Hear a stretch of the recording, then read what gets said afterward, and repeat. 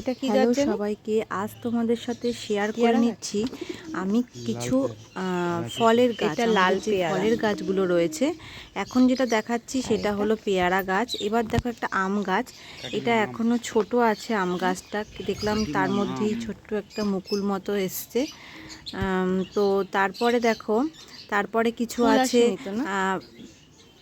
Apple গাছ আছে, লাল apple, এটা একটা কি? হলো সবুজ আপেল। এগুলো খুব ছোট ছোট আনা হয়েছিল বড় যে গ্রো ব্যাগে, ওই গ্রো ব্যাগে আর এগুলো? বসানো হয়েছে। একটা ছোট এটা সুপারি কি গাছ গাছও এটা? উঠছে দেখলাম।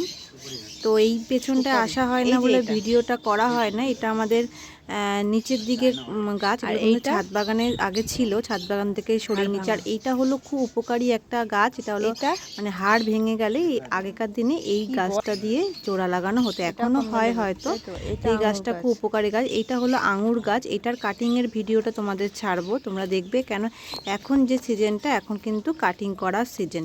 এই দেখো মালটা যে আমটা, লেবুটা সরি, সেটা এখন পাকতে শুরু করেছে।